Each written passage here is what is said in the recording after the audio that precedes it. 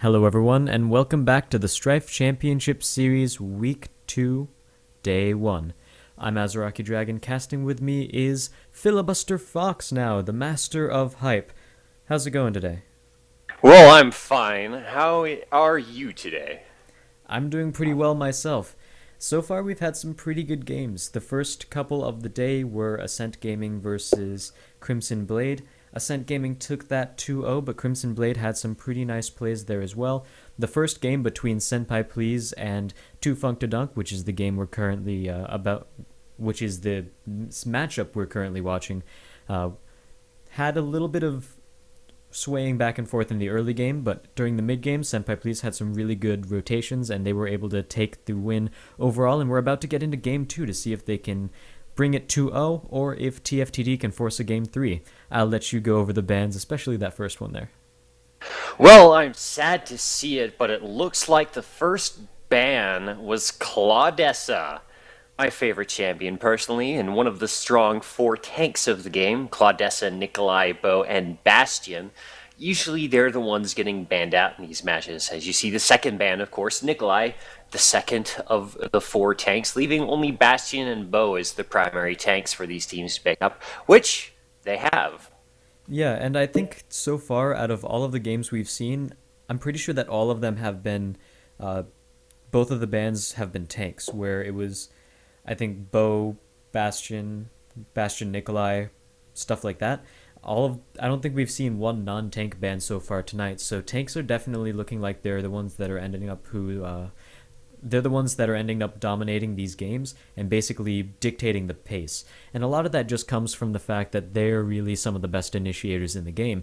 Bo and Bastion are two really good examples of that, and that's one of the big reasons why both of these teams have decided to pick up one of those two heroes each. And it looks like Senpai Pleases went for Jinshi and Featherstone. As we keep seeing, Jinshi is actually becoming more and more popular, especially since people have figured out the sort of tank mage, bruiser mage build for Jinshi.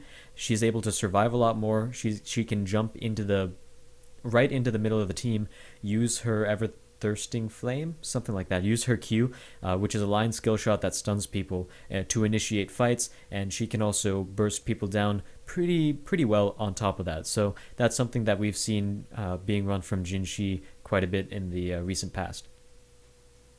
Indeed, and got a couple more picks over on TFTD now.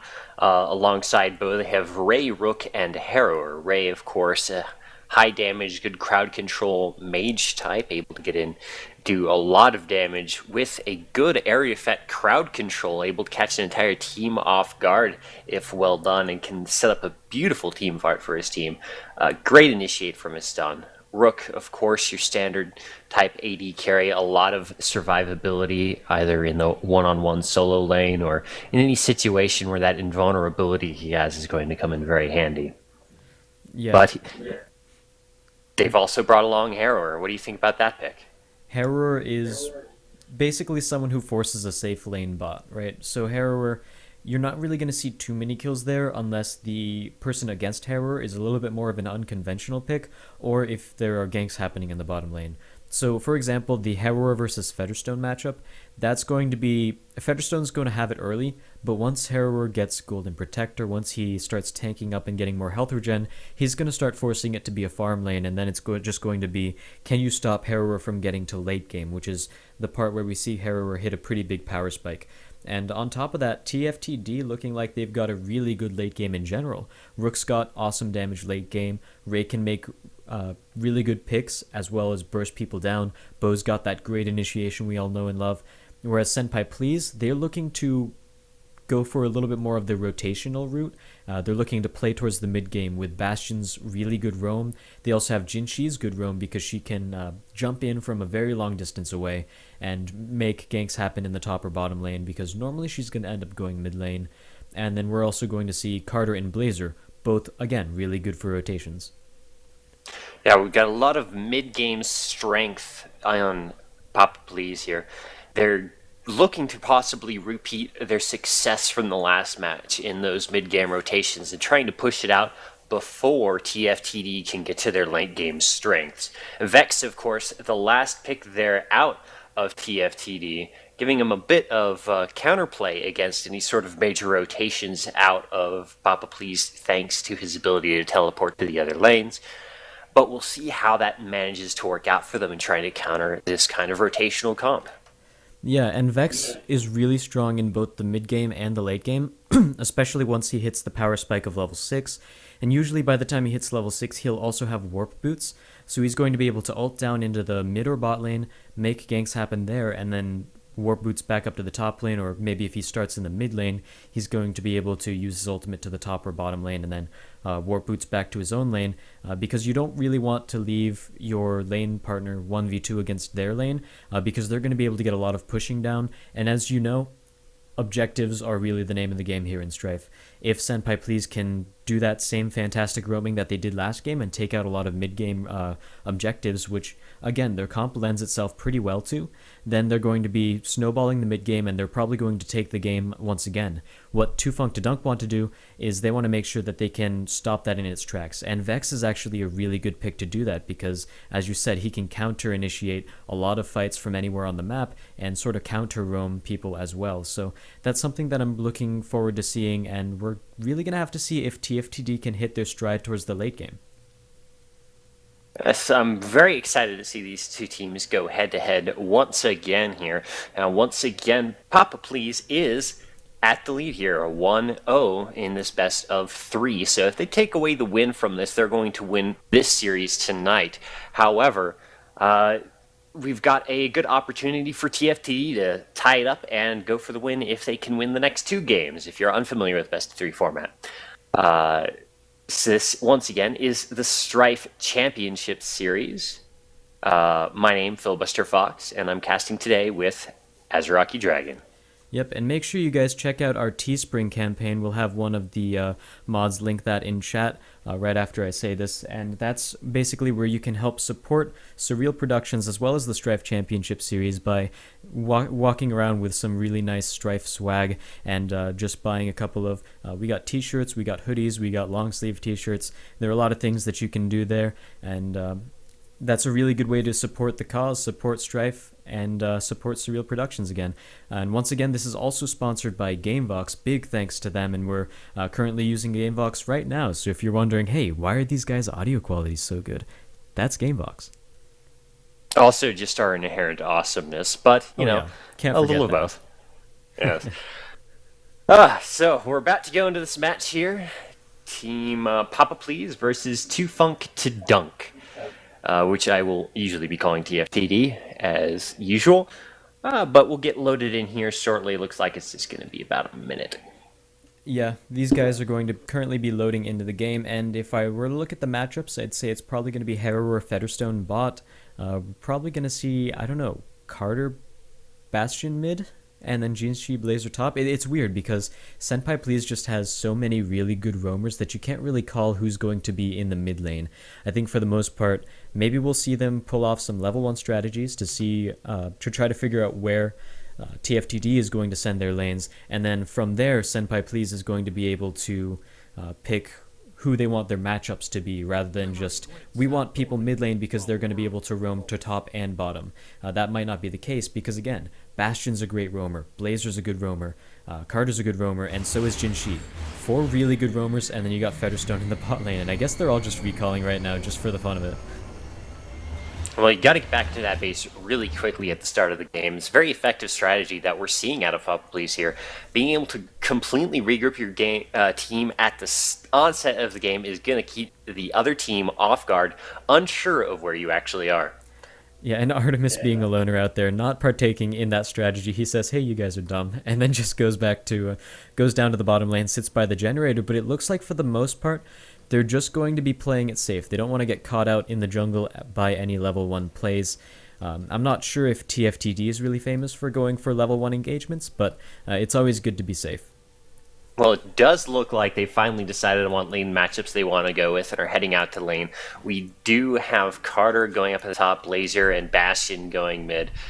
So that does leave a lot of aggression actually in the top lane there. That could be a bit rough on Blue Mango there. He's going to have trouble up against that kind of both distant and diving combination of those two characters. Yeah, they've got quite a bit of long range, and especially if Hogan can land his Q, that's going to set up Kiwi Dude for a lot of his initial damage with rockets and the Yak attacks, so that's something that they're definitely going to want to watch out for. So if we look towards the mid lane, we're seeing TFTD run the classic bow Ray lane, and that's going to give them a lot of harass potential and a lot of pushing as well. And you can already see that Papa Please, or Senpai Please, is sort of responding to this by trying to push out the wave as fast as possible, get level 2 before their lane opponents, and by doing that, they're going to try to prevent a lot of the potential damage that TFTD can do in the mid lane. See, they're already trying to deny a little bit of gold, and at this point, now that TFTD is level 2, they've got a little bit of all-in potential as well as some good trading as well. Absolutely. We are seeing the early advantage for Artemis down in the bot lane against Razi and Kage just by the simplicity of the starting matchup there. It's very tough for Harrower early on in a 1v1 against anyone ranged, but he will eventually come into his zone down there. Up top, not a whole lot of action yet. Poke back and forth, both teams conserving mana for an inevitable fight. But not a whole lot of aggressive action yet. I think for the most part, where we might see the first big engagement is going to be the mid lane, just out of the Ray bow lane. They've got a ton of pushing power, they've got some all-in, and so do Senpai Please. Senpai Please has a lot more all-in than TFTD, but TFTD is going to end up having more wave clear once they get a couple more levels, once the burrow bots start doing more damage, and once the bow throw also starts doing a little extra damage, they're going to be able to clear waves pretty quickly. So that's definitely a lane to watch, but in the top lane it looks like I'm wrong. Hogan goes down after a very aggressive attack there, but Rival's in a lot of trouble now. Mango's trying to keep him safe, but Kiwi Dude may have the ability to finish off one of these. Oh, he gets Blue Mango. He's down. He's having to get away from Rival here. I don't think he's got enough, but it's so close. It's just down to skill. Ah, very nicely done by Rival there, picking up the kill on Kiwi Dude, just getting away with a sliver of less than 20 hit points. Yep, and meanwhile, in the mid lane, Sadonaka is in a bit of trouble, as Bo did decide to try to get aggressive there, but not quite enough to get the kill. Yeah, he got away with 4 health right there. I actually thought the minions might have been doing enough damage to finish off that kill, but overall, some pretty bloody battles in the top lane, and if we look at the score right now, both of these teams are sitting at, actually it's going to be 2-1 in advantage of TFTD up in the top lane, especially since Rival was able to get out of there alive. So getting off to a little bit early lead in terms of kills, but the gold graph is going to be in favor of Senpai Please, and most of that is just going to be attributed to them having better CS and being able to push down the lanes for Senpai Please, especially in the mid lane. We've seen them push them under this tower quite a bit and deny quite a bit of farm. Absolutely, this very aggressive Blazer here, constantly having this pushed up. Now, no threat of roam quite yet, though, and they've got plenty of safety to do so. As long as they don't, get overly aggressive and try to tower dive or anything, they can continue keeping the pressure on and have a good chance of disengaging, thanks to the snare out of Sadonaka's, what is that, the W, the tether shot. Able to just absolutely slow with a good hit there is a great disengage. But speaking of an engage there, good start from Ray there, getting the stun onto Senjugahara. Yeah, it's going to force Senjugahara to pop a potion and get some of the regen, out of combat regen, before he goes in once again. He's waiting in the bush, so he might try to bait out the fact that TFTD doesn't know he popped a potion yet, but it looks like they're just going to be able to push him inwards. And like you said, Sadonaka and Senjugahara have really good lane combination in the fact that if either of them land their CC, maybe the Zydek charge from Senjugahara or the tether from Sadonaka, they're going to be able to follow up on that with a bunch of damage and the other person's CC, and that's probably going to end up being enough damage to kill. But Harrow goes in bot. He's on top of Artemis. Artemis is in a lot of trouble there, but he's back in his tower. Is he going to be able to get out? No. Rasen Kage picks up the kill there, and that's the lane turning into Harrower's favor.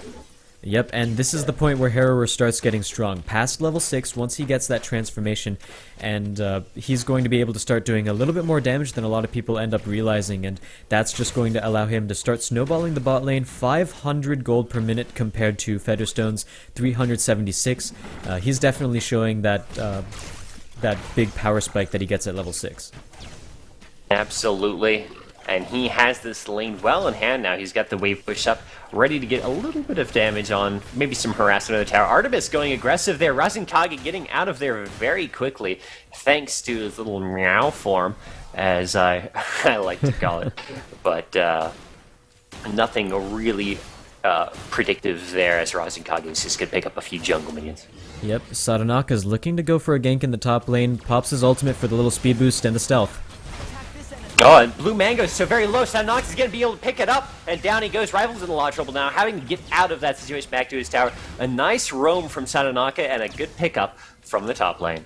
Yeah, and as we were saying before, Papa Pleases, or Senpai Pleases comp, I keep messing that up. Senpai Pleases comp is really, really focused on roaming.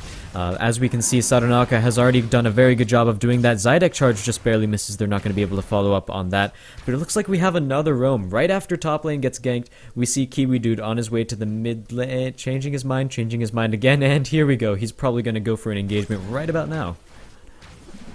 Okay, well, we're going to see it here shortly, waiting for any sort of initiation to be able to go in, but he can't stay away from top lane for too long. Senjukahara is going to have to try to make something happen. Oh, there goes the tether. There's the tether on the multitasker. Senjukahara goes in. There goes the race stump, but it's not. Senjukahara dives under the tower with the bow, and gets killed. Very nice pickup onto the bow as well, though. Kiwi Dude's out of mana, so he's not going to be able to finish off the Ray. Ray going in, trying to make Sadanaka taste the Raybow. Get it? The Raybow. And Kiwi Dude getting a nice bit of harass, forcing him out of the lane. Meanwhile, up in the top lane, it looks like Hogan and Blue Mango having a bit of a fight after getting Vex out of the lane. Raybow. You know, I didn't catch that at first. I'll be quite honest there, but now that I think about it, that's actually pretty awesome, Raybow. So we have Blue Mango and Hogan in the top lane dueling it out. Looks like they're going to try to go for the engagement, but Carter's right here. Deliverance misses. Wow, that is a terrible missed ult there. Putting that on cooldown is going to leave him very vulnerable to any sort of engage that Senpai Please want to make here. But Hogan's still low. Rival goes in. Mango's going to get it. No, he doesn't. He gets out of there with no health, leaving Kiwi Dude to pick up Blue Mango and force Rival once again out of the fight. Here comes Hogan once again into the bush, but I don't think they're going to be able to gauge on Rival. That Hogan is a little too low for that.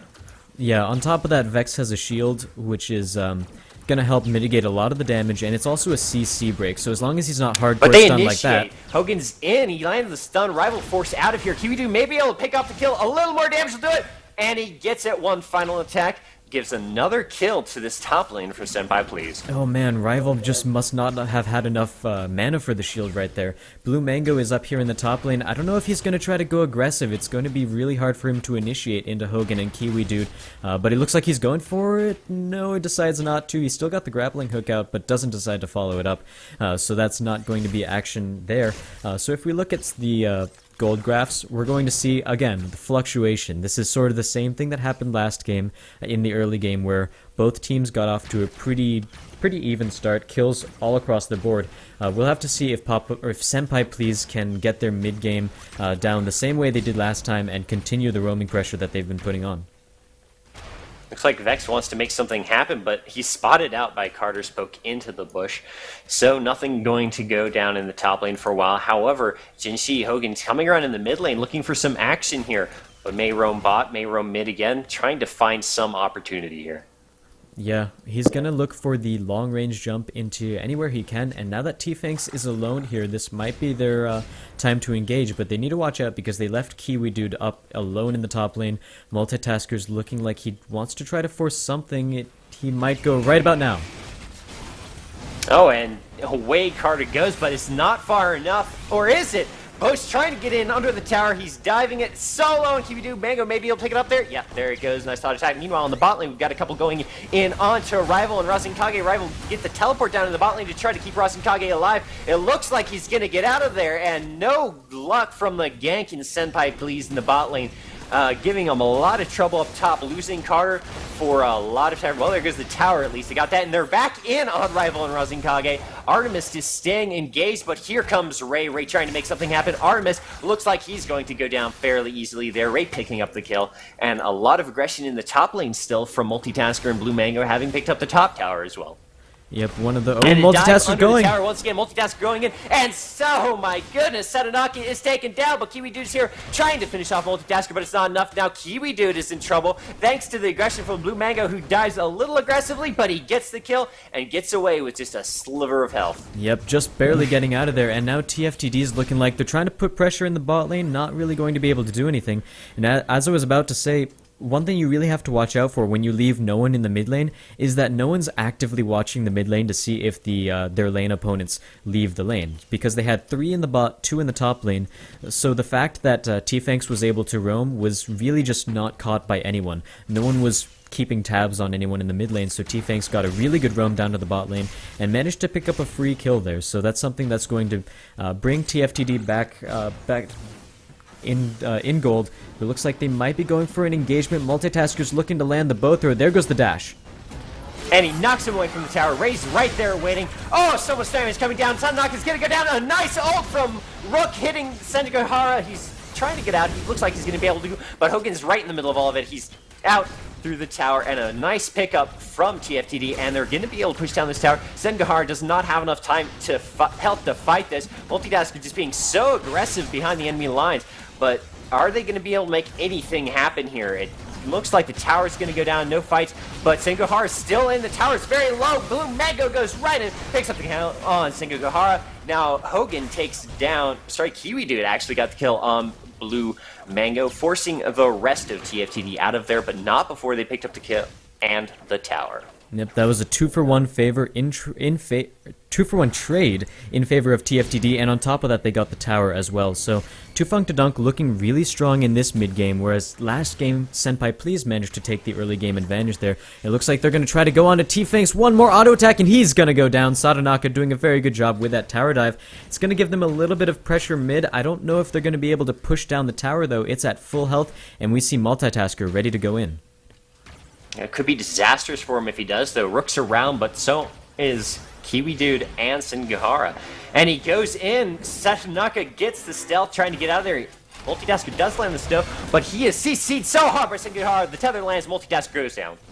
Yep, goes down so quickly. Very nice CC combination from Kiwi Dude, Sadanaka, and Sendagahara. And it looks like they're going to rotate straight for a Baldir. This is going to be a really good gold spike for them, and it's probably going to bring the game back a little bit more towards even. I'd say probably about 1,000 gold difference after this Baldir has been taken, but it's definitely going to depend on whether or not they can get any kills off of this team fight. Blue Mango's looking for something, but he does not want to rush into 4 people alone. That would have been disastrous for Blue Mango to walk in there. Oh, Artemis and Razin in the bot lane. Oh, there's a bit of a fight down there, and Artemis goes down just to Razin Kage. He's got so much power down there in that 1v1 situation. It's very dangerous for Artemis to do any sort of engagement. Yep, and Razin Kage is now the one who's going to start pushing this lane out. Sendagahara is here, seeing if there's anything he can do, but Rival is also going to rotate, and this is going to be a 3v1. They might go to dive. Oh, and in comes Multitasker looking for the crowd control to get him out of there, and it's, well, slowed him down. Didn't quite knock him out before taking him down, but it works out quite well. This is going to be a tower for TFTD here after picking up that kill on Sendagahara. He was 4 levels below Razin Kage when he came into the lane here, and that's, actually speaking, disaster even in a 1v1, not to mention a 3v1. Yeah, and the gold difference is just going more and more in favor of Tufunk to Dunk at this point. They look like they're pretty much in charge of the game. Artemis might be getting caught out here. Yes, and Artemis running as fast as he can, but it's not going to be enough. Razin Kage and Multitasker have plenty of tankiness to dive the tower, pick up that kill, and get out of there, hopefully before the rest of Senpai Please come in. But here comes Sadanaka. Is he going to be able to get in and get a tether? Multitasker is in trouble, and he's going to go down. Oh, he gets away from the tether. He's got the health. Can Sadanaka get it? Yes, he can. He picks up the kill. And now it's Bastion all alone against 3 in the top lane. We saw what happened last time he tried to 3v1 under tower. Maybe he'll be able to stop it this time. Yep, but no. In comes Kiwi Dude trying to make something happen. Sendagahara taking so much damage. Blue Mango's going to go down, but down goes Sendagahara as well. Kiwi Dude now in trouble, but Rival and Tiflamak don't have enough dive capability to go in after him. And now Artemis is here as well. They need to get out of there quick, and they do. And they do indeed, so that is going to be not a tower for the side of Too Funk to Dunk. So not really what they wanted. Sadanaka getting dueled down in the bot lane. It looks like one more auto attack's going to take him down. Rasenkage dashes for it, and he's able to get it. Very nice pickup again by Rasenkage, and this is sort of what we meant early game by, or in the early game when we meant that Harrower is going to get pretty strong coming into the mid and late game, especially if he hits 600 gold per minute. Very, very good job by Rasenkage. Absolutely. He came into his own a lot earlier than most Harrowers do in a 1v1 against Fetterstones. But he did fantastically, and it is showing in his GPM and his score. He's just going up and up and up.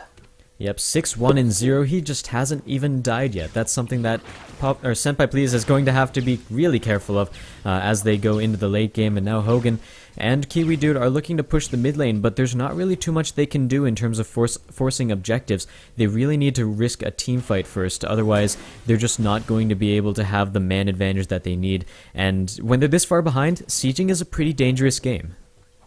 Senjukar may be a little... No crowd control on him. A lot of roaming going out from both these teams right now, trying to find some sort of opportunity, but not quite finding each other in a good engage. Hogan may have something here with Blue Mango, though, if they see each other. No? Moving on. Moving on. Oh, Blue Mango doesn't want to check the high ground, but do Senpai please see this? It looks like they're going to wait on the high ground, and here goes the initiation. Oh, they catch Blue Mango down instantly to Kiwi Dude and Hogan, and just no chance to help him at all there. Poor Rook, so very squishy against any sort of aggression. Baldir is up, and Rasenkage right on to Sadanaka. So much damage, holy cow! But Sadanaka does manage to get out. Hogan and Kiwi Dude going for the kill on Rasenkage, and they're going to kill the beast. He goes down after such a valiant effort to kill the slightly exposed Blazer, but didn't quite manage to pick it up. Yeah, they're going to start pushing the mid lane. They might be able to get this tower in time before anyone from TFTD shows up. It does not look like they want to try to force a Sindara off of it, so that's going to be a free tower for Senpai Please. And looks like Senjugahara and Multitasker are chasing each other around this rock, and T-Fanks is here to follow up. Does not look like he's going to be doing anything. Multitasker's still on the hunt for Senjugahara. And this may be a little trouble for Senjukahara. Oh, 3 here now to take him up. He's probably not going to get out of this one. Ray's got the stun down. He's just stuck, waiting to die. No help for him at all. But his team did pick up Baldir. He was the diversion for that. So not all is lost, though it does look like they're going to lose this bottom tower. Yeah, it's going to become whether or not Sadanaka can get here in time and see if he can burst anyone down. Tether was no good. Ray engaging him out of there, but Hogan goes in, kills off the Ray. This may be a good fight for Senpai Please here. Blue Mango trying to split off, get away there, and not enough catch from Senpai Please to finish anyone else off, though. Yeah, it looks like they're just going to be pushing out the lane to the best of their ability. And Kiwi Dude needs to watch out here. Rasenkage's waiting up there, does not fire the rocket in the correct place. And it looks like Rasen actually has to back off, considering 3 other members of Senpai Please were here and ready to follow up if they needed to. If we look back towards the gold graphs, we see that the gold has swung back almost in favor of Senpai Please. They're about 1,000 gold behind TFTD. So again, this game is a very, very back and forth game, and a lot of it is a little bit of rubber banding. When you're ahead, you tend to give up more gold. Oh, Sadanaka, are you going to find Blue Mango? He does! And that's going to be one auto attack to take him down. Lazy back by Blue Mango, and he's punished for it. Well, that is a good advantage here. A lot of damage out from the team. But Rasenkage's got plenty. Hogan gets a bit of an engage there. Multicast is going and trying to see if he can catch Hogan out there. And he misses the push! And Senjukahara locks down Ray and gets the kill there. And that is a beautiful result for Senpai Please here. Now 3v5 in this mid lane. And not a whole lot of support. The tether does not land from Sadanaka, but they have plenty of push. It's just Rasenkage, Multitasker, and Rival trying to keep them off this tower, looking for some sort of engage. But here comes Rook back into the fight, and looks like they're going to rotate out of the situation. Yep, it looks like Kiwi Dude is going to be taking the Observer Tower, just making sure that no one's there to flank him, and Rival's going to be taking that back for his team. So, not too much happening right there. We might be seeing a Death Bush coming out from Senpai Please. I don't know if anyone from TFTD is really going to be walking in this direction. We might see Rasenkage. Oh, he's going to face check it!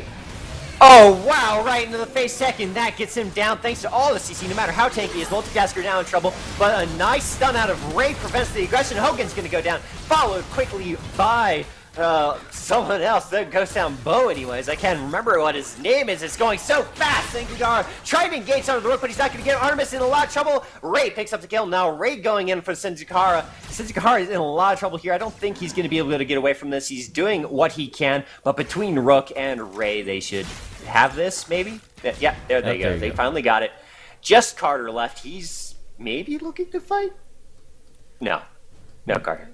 No, Carter's not looking to fight. Stand on top of the stairs and just wait there, I guess. Doesn't really even want to try to face check the observatory right there. So what started out as looking like a really good play for Senpai Please got turned around on its head as soon as T-Fangs got that perfect stun, as you said, stunning so many members of Senpai Please down, and then he landed a death ray on top of it, and that just did so much damage and completely turned the fight around for TFTD. So really good job by T-Fanks right there, and he's one of the only reasons why the gold has swung back into their team's favor, and it looks like they're going to try to catch him out in the mid lane. Sadanaka's not close enough, however, and he's going to have to run from Razenkage.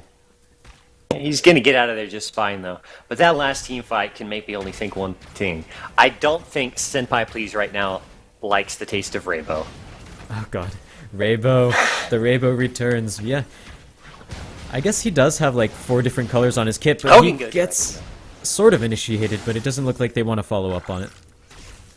Yeah, that does get him a little low and force him to play a little more defensively than he might have otherwise. Sengukahara looks like he wants to make something of it. He forces the boots out of Ray there to prevent the initiation. But it's just Razenkage who may be in the danger zone now. Looks like the rotation down bot. Oh, but up top, Artemis in the launch of Multitasker and Rival there to pick him up. And just too much tankiness from Multitasker for Artemis to get any sort of kill. But now Razenkage is on the hot seat. Sadanaka is looking to try to land that tether. He's not able to get in range with Hogan or anyone, though. We got Bastion swerving around the side trying to catch him here. But Razenkage is being very elusive. Oh yeah, he's actually going to go behind the towers as well, just to make sure he can escape.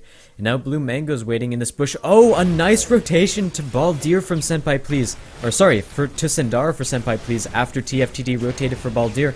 I think they know about it, but they know that they're not going to be able to get here in time to stop it, so they're going to force down the mid lane tower, which is actually the correct call in this situation. But TFTD, they really need to watch out, because at this point, Senpai Please took Sendara, and now they're looking for the fight. If they manage to land this, this could be disastrous for TFTD. But are they going to get anything? Razenkage is cut off part from his team, but I don't think there's anyone there who can capitalize on it. And it looks like it's going to be successful disengaged unless Senzukahara gets a little overly aggressive. Oh, and it looks like TFTD never actually finished the Baldir, so they're not going to have that. It was a good call to rush down the tower because that overall gives you more advantage, but I thought they got the Baldir, so the gold is still in favor of Senpai Please. But Bo goes right in. Kiwi taken down instantly by Razenkage, who follows as well. Sadanaka in a lot of trouble with Rival in the back, but Multitasker gonna go down to Artemis. Sadanaka still dueling Rival in the background there as Hogan goes deep onto Blue Mango. Artemis goes down. Everyone's down. Rifle is still there. Hogan against Ray and Rival. Here comes Senzukahara. He lands the stun onto Ray, and that's another kill. And that's a lot of trouble for Rival. Rival's not able to stay in this fight here, and he's gonna have to get out. Krytos is pushing, and they're gonna push with him instead of trying to chase down Rival. Yep, Hogan does have his jump up, but he just doesn't have enough mana for his full combo. He is going to get the stun! Oh, he lands the stun! Rival solo! Oh, miss out of Bastion is going to be not a pickup on the kill. Rival's still in there, but he can't do anything to save this tower. He's trying. He's getting some good damage here. Here's Razenkage. He's going to be able to do something. He goes right in on Hogan, half health after 2 attacks. And Hogan's trying to get out of there. A nice dash out of Senzukahara, preventing a kill onto Hogan. Yeah, one of the only reasons that Hogan was able to live off of that is that Senzukahara just landed that great dash, the side deck charge, to basically deter anyone from TFTD from continuing the charge. Very good play by them, and unfortunately they didn't actually get to push anything with the Krytos. They managed to get a little bit of actually, wait. When did that mid lane tower go down? I didn't see it, but okay, so they actually did manage to take that tower. So overall, Senpai Please actually made a really good play there, and that's going to be able to give them the gold lead once again. And let's actually see how many times the gold lead has swung. It's got to be Stun at least onto 8. Artemis, though. Multitask comes in from behind. Artemis in trouble there. There goes the race stun. Artemis goes down. Multitasker in a lot of trouble, though, between Hogan and Sengahara. But here comes Razenkage to finish off Sengahara. Now Hogan is in the hot seat. Hogan needs his heroes to get out of there, and he managed to land the stun on Razenkage and disengage nicely, but not before 2 from Senpai Please are taken out. The Senpai Please still have 3 members of their team up, so if they push up far enough, they might still be able to wave clear this, especially with Kara, but it looks like they want the Razenkage. And he's gonna go down. So we're looking for a little bit of an initiation. Hogan goes deep! Hogan is all over trying to sabotage this push, and a nice tether from Satonaka does enable a kill onto Bo as well. Now only Ray and Rifle getting out of there, and a nice return from having just lost 2 of their teammates in the fight before that. That's a good play by Senpai Please. Yeah, and Hogan going 100% ham in that play, and it worked out beautifully. He got a huge amount of burst damage down with his ultimate, and he was able to basically keep that tower alive, as well as get a couple of return kills for his team, so that's going to let them push out, maybe take this top lane tower. It depends on how fast they can push the minions. Hogan and Kiwi Dude should be able to have this. Meanwhile, it looks like Baldir is back up, and the rest of Senpai Please is going to take that down fairly quickly. They're doing excellent rotations at this point in the game, taking advantage. They're losing some fights, they're winning some fights, but they are certainly picking up things wherever they can and having great map presence wherever they go. They did manage to get that top tower. They might be able to get a second top tower because all of the enemy team is down by Sindara, looking possibly to make something happen there shortly. But we shall see where they end up going. They're coming around on Artemis here. They may be able to make a play, or... are they going for the back door? What are they doing? They're going for the back door. They're going to backdoor the generator. But Sengahara is here. He goes right in. So aggressive on Razenkage, who's taken damage from the tower. That does get him down, but it costs Sengahara his life.